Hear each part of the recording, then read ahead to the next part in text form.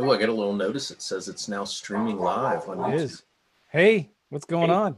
I'm good. How are you? Oh, hey, Michael. So, hey, guys, welcome. This is the Real Estate Investing Mastery Podcast, and today is a special episode. I'm actually streaming this live to just YouTube. Oh, I got to mute it. Boom, echo. All right. So, anyway, hey, guys, I'm Joe McCall. This is the Real Estate Investing Mastery Podcast, and on this special interview today, I have Michael Jake. Some of you guys maybe have never heard him, but the guys who know who Michael Jake is, he's one of the coolest investors in the United States. Well, there was a time, Joe, funny that you're streaming on YouTube. There was a time when I had the #1 video on YouTube for real estate investing.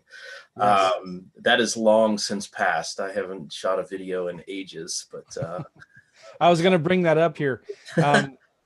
So, a lot of you guys don't know Michael Jake, but he's a rock star. He's a really excellent, awesome investor. You go to the big masterminds and people know Michael Jake. And he's one of those guys who has a lot of property, has survived the downturn and thrived, and is doing very, very well in a difficult market. I mean, he's doing things that a lot of us wish that we could do. And so Mike's just a good friend. I've known him for a long, long time. I remember first following Michael Jake on the YouTubes, right? When I would do a search for real estate investing, and I don't know if it was in your living room or something, but you had some really good videos about lease options and subject tos and creative financing and things like that. And at the time, Michael, were you trying to be YouTube famous or trying to gain a social following? I mean, this was like 2007 and 8. Do you remember? Yeah, I did run a local coaching program in fact back in the day, and I think that's what my goal was with the YouTube. And I was I was kind of on the Dan Kennedy train for a while, and a good friend of mine I knew through there, Terry Weigel, got really good at doing YouTube videos and getting placement on YouTube. And it's real funny. We were at one of these Dan Kennedy conferences, and I was probably 4 or 5 beers deep having a conversation with Terry. And, he's telling me, here's how you do the videos, and here's how you tag them and keywords and blah, blah, blah. So I literally went up to my room at the hotel and shot a video, I think on lease options, semi-inebriated. And I knocked out pretty quickly Terry's own video on real estate investing. So I'm like, well, this is pretty cool. So, I mean, that was the good old days when, we didn't have competitors like you owning the space. But yeah, it was just, I thought I was trying to feed my local coaching group, and I don't think I ever was really that good at it. But no, I mean, learning the tagging and things like that, it was definitely a fun little ride while it happened. But there's guys right now that are doing real estate videos like Meet Kevin, Graham Stephan, some of those guys.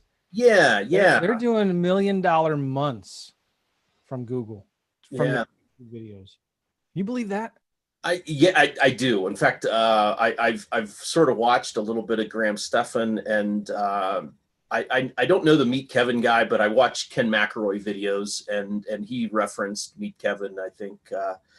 So yeah, I probably should have stuck with it, but I mean, I hate to say it, it's kind of like a job, I mean, if they don't keep working at it, I think the following kind of dissipates. But well, here's the big problem with it too. YouTube, in a second, can pull the rug out from under them. Now, I'm not going to get into politics, but YouTube's already doing that, and they've said they would do that. Anybody who disagrees with this election and who says, and I'm probably going to be pulled off of YouTube for saying this right now, you just watch, and in 5 seconds, I'm going to be gone. No, we'll see. But anybody who says like, hey, I don't think Biden won, Trump won, Google's already said in their blog, and I didn't believe it when I heard this, and I looked at it and I saw it, we will remove your video and maybe even delete your channel. Wow. Like insane. So here's one of the problems when you're relying on Google. If you do something wrong, or if somebody hacks into your account, and I've heard this many times, somebody hacks into your YouTube account, does some stupid stuff, YouTube, they'll shut you down. It's some, $10 an hour minimum wage person in India can shut your entire account down and wipe you out. And then if you're going to complain and try to get it back up, who are you going to go to? You know what I'm saying? Anyway. Yeah. Good luck getting through to somebody at YouTube. Well, you gotta own the race course. This is one of my philosophies. Absolutely. You can't have all your eggs on just one platform.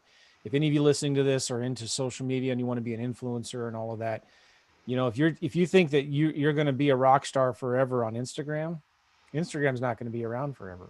Yeah. YouTube probably be around for a long, long time, but like they can change the algorithm, they can hide your videos, so you have to own the race course. And one of the cool things about what Michael's doing in real estate is he owns a lot of properties. So Michael, let's talk though first about how did you get started in real estate and when? What years was this? I started originally because of a really good friend of mine I've known since third grade. Friend of mine, Sean, from where I grew up in Ohio, and in high school, I remember Sean's dad starting to flip houses and buy some rental properties in Wilmington, Ohio, and Sean was like 19 and bought his first rental and kind of sweat equity, fixed it up over time. And, he kind of did it on the side. And right after, so I grew up in Ohio, I got a business degree and wanted to move out to the mountains. Had another college buddy drag me out to Montana, and I just kind of fell in love with the West and wanted to move to the mountains and ended up here in Colorado Springs. And I was kind of on the IT train when, let's call it the IT wave, when it crashed right after the millennium. And I had just bought my first house with the plan of kind of doing what I could to replicate what Sean was doing, building a portfolio of rental properties. So I bought my first house with the plan of I got an FHA loan, low down. I was going to live in there until I could refinance it conventional and then go buy another one and just sort of move laterally and build a portfolio of rental properties, the slow, steady way. And, but slightly after the millennium, slightly after I bought that first house, we all got called into a room and said, hey, 30% of you guys aren't going to have jobs in the next 90 days. So now people forget about this time, or some people weren't even born yet listening to this. We're talking about the .com bubble burst, right? Late 90s, early 2000s, right? Yeah, but I mean, in IT, it was all the millennium and the date change stuff created a lot of demand for IT workers to get in there and get the code changed. And then after the millennium, where's the demand? What are you going to do now? Yeah. Yeah. And I mean, I didn't do a lot of that date change crap, but that's ultimately how I ended up in the space. Okay. And it was just round after round after round of layoffs, and they were taking a lot of the people in. And I did mainframe stuff, which I don't even know if those exist anymore. But they, they were outsourcing jobs to third world countries where they could get that quote labor significantly cheaper than what they could in the United States. So, we enjoyed the wave while it happened, but we created our own demise because our what it cost to keep us as an employee outweighed the value that we had after the demand for that labor was gone. So isn't that crazy? Because I graduated college in the spring of 2000. And I remember in late 1999, back in the last century, being worried like, man, am I even going to be able to get a job when I graduate in 6 months? Right. And that was a real fear. A lot of people were worried about that. Yeah. All right, so you're in Colorado Springs, and you start buying homes, but you lost your job. Well, so I met my wife out here in 2001, and thank God, by the way, because we're going to be talking about how awesome your wife is. Yeah, she is. She's a rock star. Best investment I ever made there. Wow. So we, we met in 01. We bought a house together in 02. Made the old rent, my house a rental. So kind of slowly following the plan, but we also got married in 02, and that kind of slowed the pace of any investing.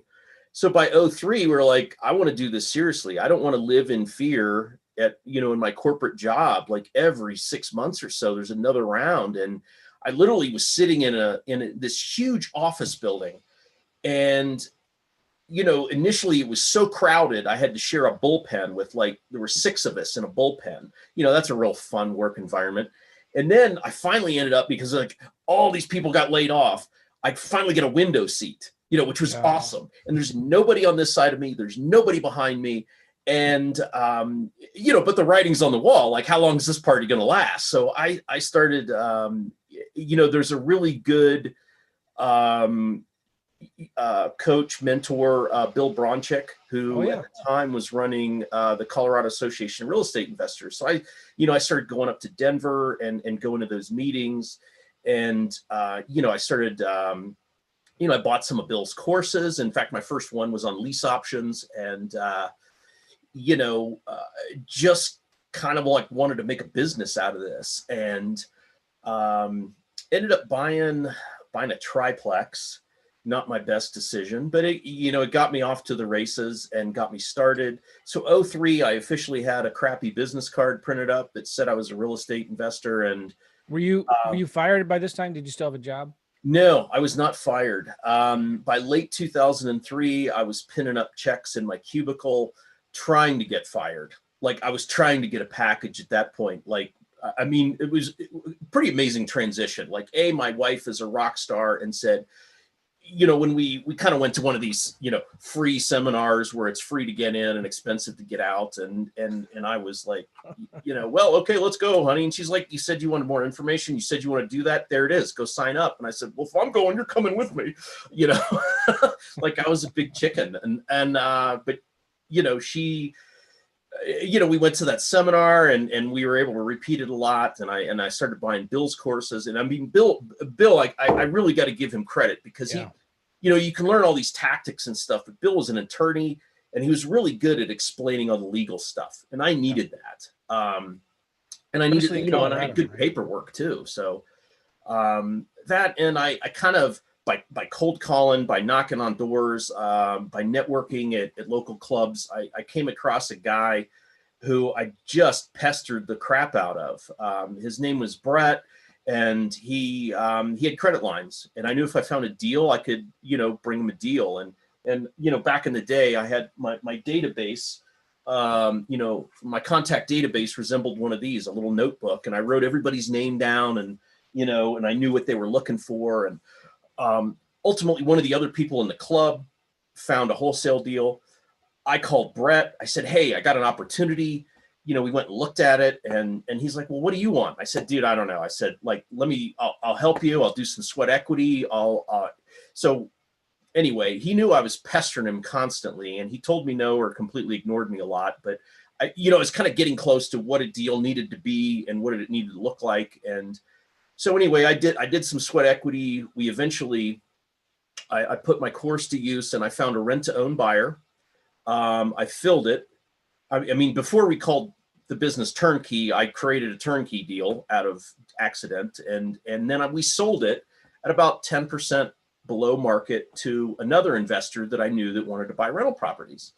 So it all worked out, and I walked away with a check for $6,500. Wow. And that was just like, at that time, it was like, wow, that's like major money. That was like a whole, month or more of working in the cubicle hell. So it was just kind of off to the races. And then the next deal, actually Brett found it, and he's like, hey, I'm going on vacation. If you find a buyer for this wholesale property, by the time I get back, I'll split it with you. So, I mean, we had nothing in writing. It was just, so, I mean, he said, I got this property in Woodland Park. I said, dude, I made one call because, again, fancy Rolodex. I called a guy that I knew wanted rental properties in Woodland Park, and I made $8,500 on that deal. Wow. And then, I think I did a couple of lease options with a tired landlord, got that from Bronchick's course. So now I started having some passive income on top of what, the triplex. And the original house. And I just kept, I kept plowing into marketing and mailing letters and doing stuff like that. And by the end of the year, I mean, I think we did, I don't know, maybe $250,000 in cash and equity. And what year was this?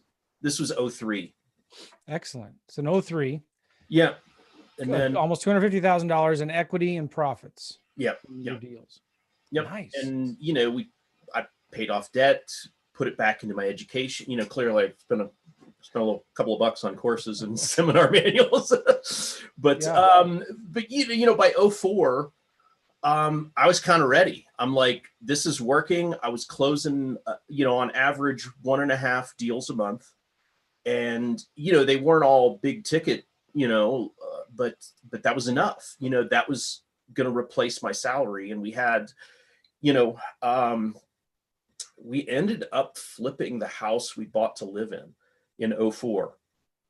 And after we did that, we bought a little bigger house. In fact, I'm still in that house. That house was supposed to be a 2 to 3 year hold. And anyway, '04 to now, we're still here. So that move put enough money in the bank to where we had a year's salary of myself and my wife cumulative. So, I kind of had that safety net to walk away from the job. But, we did get, my wife got pregnant, and we were on my insurance. So I had to ride the train out till August of '04.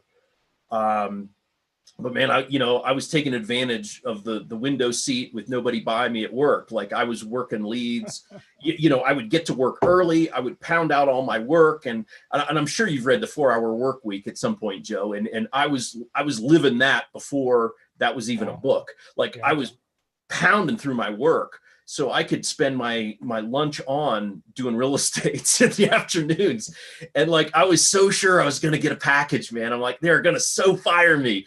And I did my review in '04 and they're like, we're so, you're doing such a great job. And they gave me a freaking raise. And I nearly lost it. I nearly laughed at my boss over our phone call review. And I was like, crap, I am not going to get a package.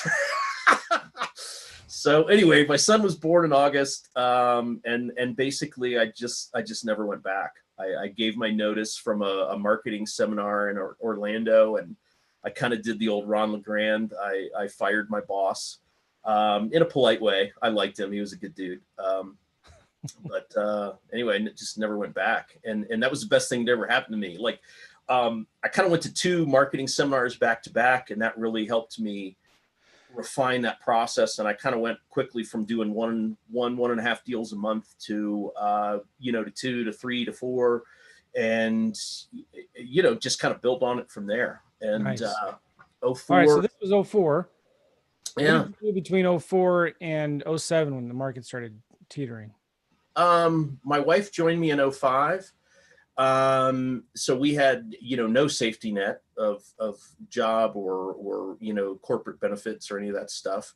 But my wife wanted to have a family business, and, that was a huge blessing. So, I mean, I effectively have a partner that all the income stays under one household. Who's smarter than you? Who's smarter than me. And like, we're a good mix. Like, I think I'm like, if you've ever read Traction, I'm definitely the visionary and she is the implementer. Yeah. And you can't have one without the other. And me, I would just be a bolster of, shiny object syndrome. And she can kind of put the good ideas, to the ground and get it running. So we'll talk more about that too, because, she's managing all your properties now, and you do a really, really good job of managing your portfolio. Well, and absolutely. And that was an evolution, because in this era we were doing, what the gurus would all say, just sidestep management and do rent to own and blah, blah, blah. And you get more cash flow and you get option consideration. And, later on, I'll tell you that was not a good experience for us. Yeah. But we basically ran 2 operations. I did wholesale and what I would call wholetail. Like this was, we're coming into the subprime time. So, you could basically get a property, clean it out and put it out there and get retail. I mean, effectively retail for a property. And, that was great. We were making crap loads of money and, some of it we plowed back into the business. But we never really fully rehabbed the house. And I think that's key. We never really fully rehabbed the house until the market tanked. And that was like, talk about who moved my cheese. It was, you really had to hunker down. And so 2008, basically I built about 78 houses in a portfolio. Most of them were, subject to existing loans or a few lease options and a few, BRRRs or I don't know how many R's they have. Yeah. And then, I went from probably, having a net worth of, very attractive to probably somewhat negative. Not somewhat negative, probably big negative. I laugh about it. I was in Phoenix with a good friend of mine from Dan Kennedyville, and we were hiking Camelback Mountain. And Gerald asked me, he's like, "So man, what do you think your net worth is right now?" Because he kind of knew how many houses I was, and I'm like, and I just, gut reaction, I just kind of laughed and I said, "I don't know, probably nothing." But we held on, and the rent roll was there. And that was the era where we just, we really realized we got to get good at management or we're going to lose it all. We're going to lose it all. About how many properties did you own when the market started crashing? 78. 78 homes. Mm-hmm. And you were buying a lot of them subject to creatively, right? Yeah. Yeah. By my model, when I was buying them, I'd have at least 10% equity. I'd kind of walk through the, here's what you get with a realtor, less 6%, less 3%, less blah, blah, blah, blah, blah, and here's where you shake down. So marketing wise, I would I would do my direct mail lists. So I would target them right at that window where, they may or may not be able to have enough equity to sell. And if they didn't have the time to sell, so we're in a unique market. We have 5 military bases here, Fort Carson being the biggest one. And we have what's called PCSs, permanent change of station. So they rotate them in and out. So they get 100% loan. They buy a nice house, pretty new and excellent condition to qualify for a VA loan. And then they unexpectedly have to move sometimes. And you're signed away to the government and you're going to do what they say. So, and a lot of those guys are just like terrified to be an out-of-state absentee landlord. And I always joke, that was always my evergreen source of deals, the out-of-state absentee landlord. Easy list to get, but if you work it, the deals are always there. So my goal was, I don't ever want to be one of those. Yeah. But, we just racked them and stacked them, and, 10% equity on in 2006, I bought 36 rentals. So wrap your head around that. 2007, I went to this seminar by Jack Miller and John Schaub called the Subprime Meltdown. So I went to this in 2006. That was before anybody was really even talking about that, wasn't it? Yeah. I had a crystal ball, and I just didn't pay enough. I'm like, oh, it's not going to be that bad here. We knew what was going on in Florida in the condos and the California. And I'm like, this is Colorado Springs, slow and steady. Nothing really dramatic ever happens here. We're going to be fine. And I was wrong. 2008, our properties pretty much dropped 20% overnight. It seemed like it happened overnight. And now we went from, wow, I'm smart, to holy crap, what did I get myself into? But what kind of cash flow did you have on average for each of these properties? Not much. We had enough to support them. Not much for vacancies. Right? My typical house pre-collapse was probably around a 180 to 200 house that had roughly, let's call it an $1,100 payment that I could rent for $1,250 to $1,300. So how did you survive that? My wife and management and just kind of making it work. And wow. We did, again, we were kind of following this whole recipe of, you get option consideration down, you get premium rents, and that's going to solve all your management problems. Yep. And my wife built an online training platform, did live classes for our tenants. We gave them an entire curriculum for free on how to get their financial act together, from basics of how to balance your checkbook, how to pay your bills on time, how to clean up discrepancies on your credit report. We also, at one point, we were hiring credit repair as a part of their, so we'd take part of their down payment and buy credit repair for them. We pushed, pulled, and dragged that any way we could possibly to get them through to the finish line. And ultimately our biggest competition was, it did work, But, they went from, okay, I can't buy a house and there's like a handful of rent to owns available, to now I can get qualified and the world is, the world's their playground. So we had a lot of people went and bought a different house. A lot of them bought new builds because the builders were given really good deals at that time. And the new car smell is gone from the house they're living in. So, so did you, like when you had a vacancies, and you always had vacancies, I'm sure, although because of your wife, your vacancies weren't that long, but like, did you have enough in reserves to cover those mortgage payments? Honestly, at the time, no. And I'll talk to you about that because, the flipping, funnel got squeezed because, basically I had one lender and I had an amazing relationship with this lender and I had access to all the capital I needed. And through some development deals, his business got shut off. So I went from having all the money I need to do deals to no money to do deals. So I had to go to, purely a wholesale model.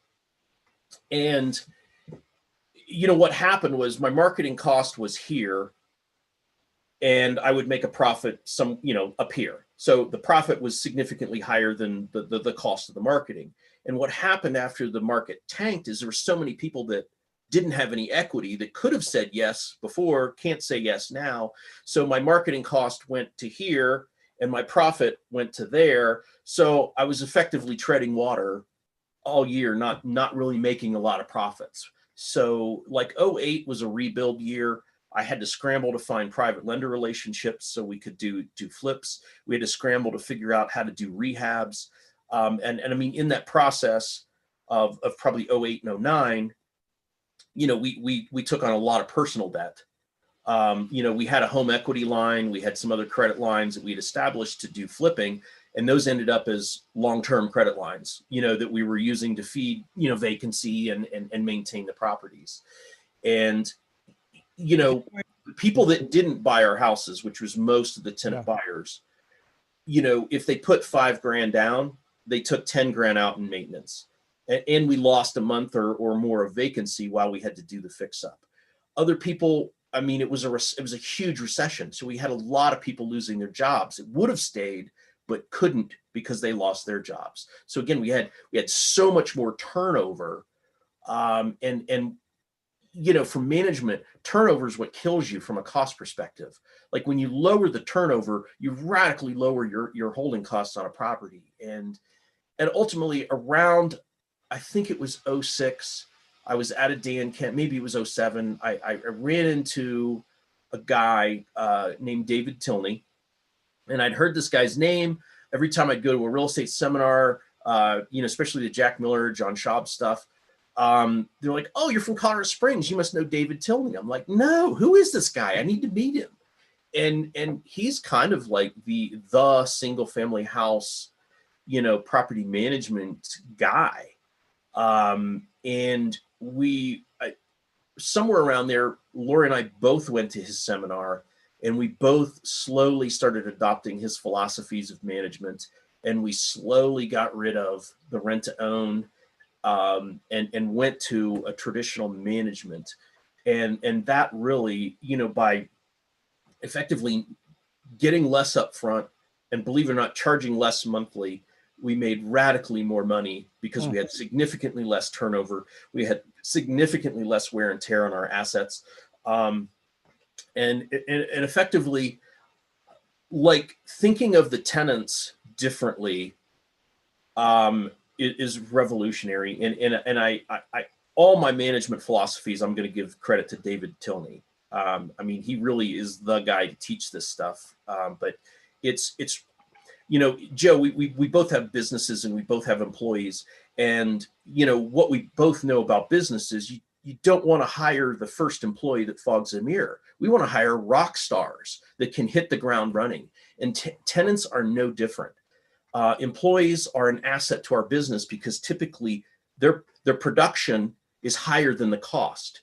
So, more employees, more leverage, more revenue. Tenants are the same way. They're just another point of leverage. And you want to hire rock stars. And how do you hire a rock star? Well, you got to have the right compensation plan, right? You got to start with a house that a great tenant would want to move in. You don't want dumpy properties with deferred maintenance. Yeah. You know, you want, like if somebody that is a poor credit risk walks in to buy, let's just call it a vanilla car, they're going to walk in with poor credit and they're going to buy that vanilla car at a payment up here because their credit is a reflection of their, desire and ability to pay. The same person that comes in who has excellent credit, impeccable history, can walk in and buy that same exact vanilla car for a payment down here because they're a much less credit risk. Does that make sense? And who's going to take better care of the car? Exactly. So because they want to maximize their return when they sell that car or trade it in. And tenants, like, I'm using that analogy because I like cars, but we reward them and we attract them with a lower payment, not a higher payment. If I put, if I want like a rent to own caliber payment on my property, who am I going to attract? Somebody who's used to paying high prices for things because their credit sucks. Who am I going to attract if I advertise a lower payment for the property? Somebody who's deserving of the lower payment and recognizes value. Well, you're going to have, when you lower the payment, I'm assuming you're going to have a lot more applicants to choose from, right? Amen. You're going to have a much bigger pool of tenants to choose from. And then you dive deep into really doing background checks and finding the good ones, right? Absolutely. Absolutely. We have very high criteria. We publish our high criteria. And as long as they meet the bulk of it, we have the leniency to, so they don't have to meet all of it, but all of it is very high. It's a high mark. So, we pre-screen out a lot of people before they even apply. And ultimately it's what do you do when you want to hire a rock star employee? Do you slowly give them a few hoops to jump through to see if they can jump through them and make sure they're the right fit and they're not going to roll over and play dead? Yeah, we do the same thing with our tenants. They don't know the length of the application process before they start. They just start, and the process at some point weeds out what I'm trying to think, the non-hackers. What's I'm sorry, I went back to Full Metal Jacket. The dream sergeant. We will weed you out. No, but that's ultimately it. And we want to have rock star tenants that understand our philosophies of, maintain and improve the asset, get along with your neighbors, and pay the rent on time. And ideally stay the rest of your life and your children's lives as well. We basically treat them like adults and we leave them alone. We don't treat them like kids. We respect their privacy. Do we do inspections? Yes. It's typically right before lease renewal. How do we also do inspections through our team of subcontractors? Like when there's minor maintenance items, man, those are our people. There are eyeballs between inspections to see what's going on in the house. And they will let us know if something weird is going on, like between when they moved in. But ultimately, it's when you start hiring, we went from high turnover and now our average tenant stays about 4.5 years. The last time I that's crazy. And people don't think about that. And I'm a guy who loves lease options. I've bought my own personal residences with lease options, starting with lease options, right? There are there's a place for lease options, but don't feel like that's the only way to do this, right? There is a place for it. Yeah. And there are markets where that probably can work. But you can't throw out your normal pre-screening process. And you can't lease option cheap properties. I see so many people doing that, lease optioning the cheap sub $150,000 homes. In my opinion, I think that's a recipe for disaster. But I want to ask you some more questions, Mike, if that's all right. During this time when the market was crashing, did you, and maybe you don't have to answer this if you don't want, How were you able to make all of those subject to mortgage payments? Did you miss any of the payments? No. Um, Look, if I do anything on these, like I got no product to sell. I want to share the harsh reality, and hopefully, like it was huge for me learning from from gurus, from local people, but it was also I learned just as much from their failures, and like I used to tell people when I was coaching, fail forward fast. Like failure isn't a you either fail or you succeed. It's like you're going in one direction or the other direction, and slowly you're trying to get back to the line closest to the destination you want to get to. And it's just feedback. But no, to answer your question, we really buckled down. We tightened our belt and we made all those payments. Which was a struggle. That was not easy. No, it wasn't. And we did take on a lot of personal debt. But whether they were somebody else's loan or not, that's what I agreed to. And we treated them all like our own loan. And I will tell you a story, because there was one neighborhood in particular that I bought from one unit that was PCSing out in 2006. These guys were literally passing the phone to me. And the one guy that started this had one house that had 250 a month negative cash flow. But I got all 6 of these guys' houses in the same neighborhood. So all 6 of these houses came, and that was kind of the turd in the punch bowl. But in the middle of the recession, you're looking to cut costs any way you can. Well, this guy calls me and he says, "Hey, my wife and I are filing a bankruptcy, and I wondered if that's going to impact you." And I said, "Well, you definitely talk to your attorney, but you're going to want to include that property in your bankruptcy." And anyway, we had a short conversation, and that was kind of the end of it. And I'm like, and I kind of thought, and I'm like, I followed up with him a month later. I said, "Hey, I just wanted to see what's going on with the bankruptcy." And he's like, "Well, we don't have the money for it." And I'm like, "How much is it?" And then I don't know, he said like $1,600 for the attorney. And I said, "Listen, I agreed to make the payments on this property, and I intend to keep doing that." This is a property you got under contract and you sold to this investor. No. I bought it. I'm the investor. I bought the house from him. Okay. This was the one of the 6 properties that had 250 a month negative cash flow. Okay. So he was obviously still on the loan, and he was filing a bankruptcy. Okay. So, when you file a bankruptcy, now the house is the only collateral for the loan. So I said, "Listen, hypothetically speaking, if I paid for your bankruptcy, would you be okay if I turn the house back over to the bank?" And he's like, "Yeah, I don't care." So that's what we agreed to do. So that was the one house that I wrote him a check to pay for his bankruptcy, and with his permission, we basically gave it back to the bank. Okay. Now, let me wind the clock forward. Wish I still had that house. Because I know how to do the math now. I know how to work the financial numbers. And it's just sort of like putting $250 into a 401k every month, hoping you get a long-term yield. If I could plug that yield, I would keep the damn house. Wow. Like, a house is just a doohickey to create a yield.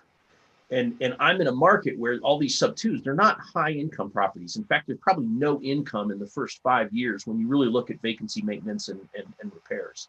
And it's, you're building an investment vehicle that throws off yields that come in the form, if you completely remove income, you get depreciation, you get, so in the midst of the mess, when we were flipping properties after the market tanked, we got to keep the first $380,000 of income tax-free because of depreciation that carried over from our rental portfolio. So which is significant. It's significant. During that phase, when I also capped my income right about $380,000. It was more than that, but we had business deductions on top of that. So basically, we were technically in a 0 tax bracket during that phase. So that's when I took and they also allowed you to do traditional to Roth rollover because the government wanted more tax revenue now. So we took my old IRA from corporate America and I did a conversion to Roth and paid zero taxes because we were in the zero tax bracket. Wow. Okay. And I can tell you what I'm doing lately, because that's what I'm doing is working my Roth. So you survived the crash. You know, what did you start doing in 2010, 2011? Paying off personal debt aggressively, that came with the portfolio. Started buying heavily again. I mean, I wished I'd have started buying more like in 10 for long haul. Because like looking back, every loan originated from, 2008 on was wholesale. I mean, retail 100% VA in 2008 is flipping wholesale, because that $200,000 house was now a 140 house or 160 house, which in today's market is a 350 house. Like, it was so dirt cheap relative to where it was going to be, because we dropped so far below the inflation curve. Like, I mean, I quit calling, value increases in houses appreciation. I just call it inflation, because that's what they do. They inflate. You can call it speculative. You can call it whatever. Look back at history. Like, never has there been a window of 10 years when a house was still worth less than what it was 10 years prior. So, that said, I look differently. Like, nowadays, houses I bought at 2007, if I'm selling one, I'm walking away with like six-figure checks. Like, and most of that wasn't from inflation or appreciation. Most of that has been from amortization, another Principal benefit. Pay down. Yeah.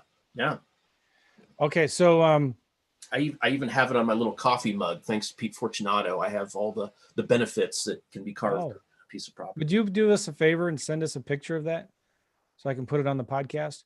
Yeah, sure. I mean, you got to give credit to Pete Fortunato. He's the guy that came up with it, and teaching that philosophy of carving up the benefits for probably 40 years. So that's I'd love to see a picture of that, and I'll try to put it on the podcast here. Can I ask you about in the last 5 years, you've been on a buying spree. You're buying a ton of property. What are you looking for when you buy a property, and what's your criteria? Well, let's back it up to 2 years ago. I was definitely on a buying frenzy. I built up our personal portfolio to a little over 100 doors.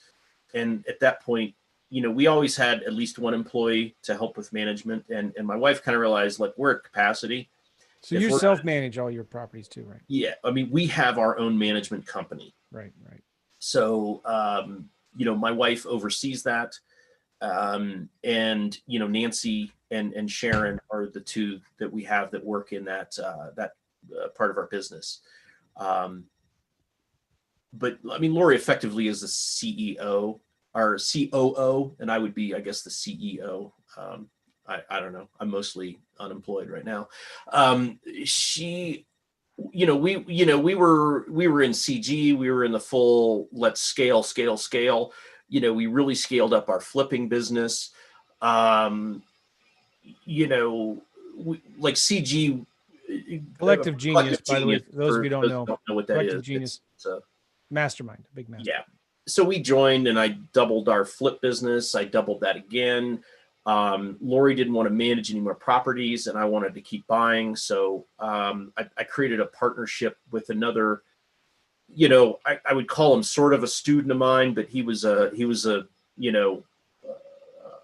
student of success on his own. And he was really good at property management. He was really bad at sales and marketing. I was really good at sales and marketing. And we built up another 32 houses in another company that we co-owned. So about 2 years ago, we decided, hey, it's been a good run. Let's part ways. So we sold off all 32 of those assets, and we each paid off a bunch of our personal assets along that road. Good. Michael, I'm sorry to interrupt. My main marketing guy director just texted me, and he needs a Zoom account for a coaching call. So I have to get off Zoom right now. Can we break this up into a second part? Would you mind? Not at all. Let's do it. Oh, this has been really good because I have about 5 or 6 more questions I want to ask you. Cool. And Michael, I appreciate you so much, guys. If you want the show notes, go to realestateinvestingmastery.com, realestateinvestingmastery.com. We'll do a part 2, and we'll see you guys there. Thanks a lot. Appreciate it, Michael. Sorry to interrupt you like this.